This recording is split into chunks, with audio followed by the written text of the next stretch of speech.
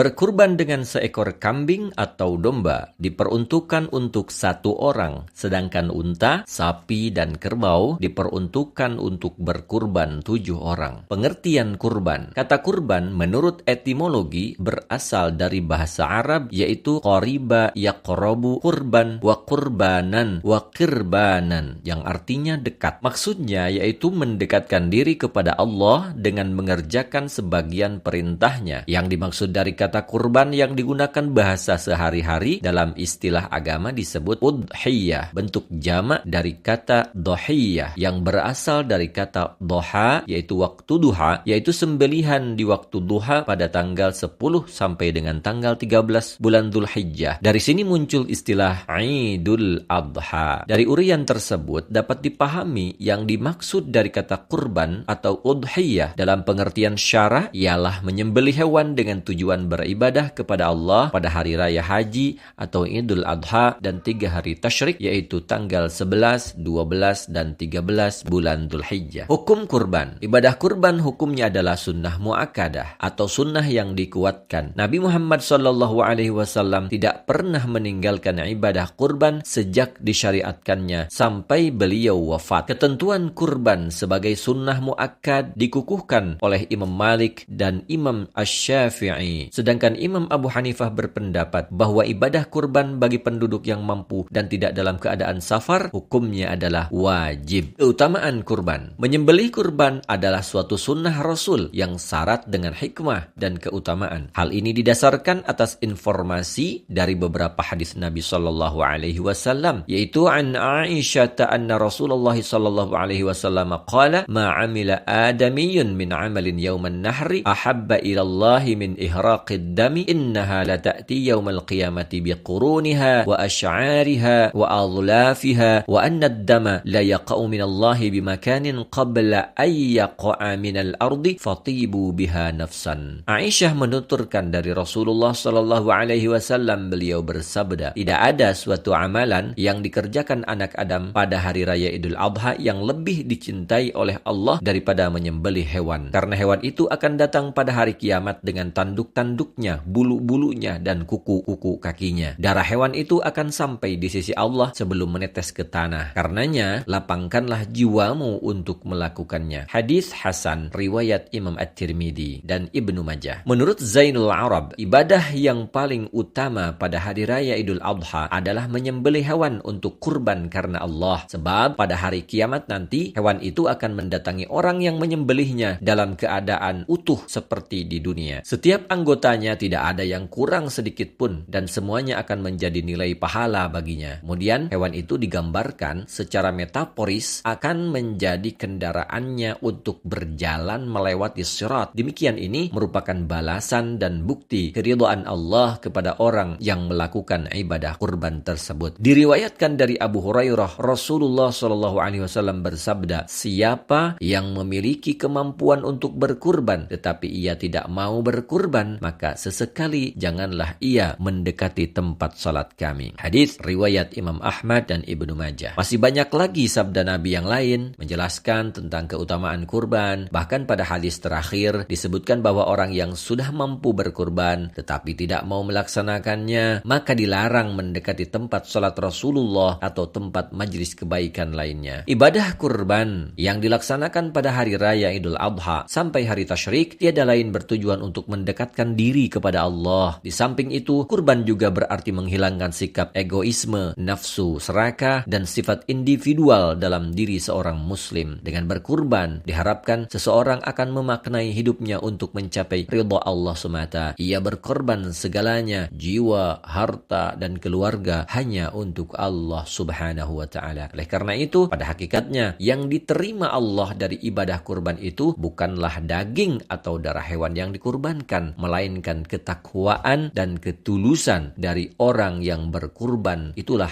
yang sampai kepada Allah. Hakikat kurban. Kurban dalam dimensi vertikal adalah bentuk ibadah untuk mendekatkan diri kepada Allah supaya mendapatkan keridhaannya. Sedangkan dalam dimensi sosial, kurban bertujuan untuk menggembirakan kaum fakir pada hari raya Idul Adha. Sebagaimana pada hari raya Idul Fitri, mereka digembirakan dengan zakat fitrah. Karena itu daging kurban hendaklah diberikan kepada mereka mereka yang membutuhkan, boleh menyisakan secukupnya untuk dikonsumsi keluarga yang berkurban dengan tetap mengutamakan kaum fakir dan miskin. Allah berfirman, "Fakulu minha wa at'imul ba'isal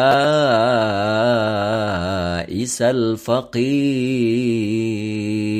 Maka makanlah sebagian daripadanya dan sebagian lagi berikanlah untuk dimakan orang-orang yang sengsara lagi fakir. Quran Surat Al-Hajj ayat 28. Dengan demikian, kurban merupakan salah satu ibadah yang dapat menjalin hubungan vertikal dan juga horizontal.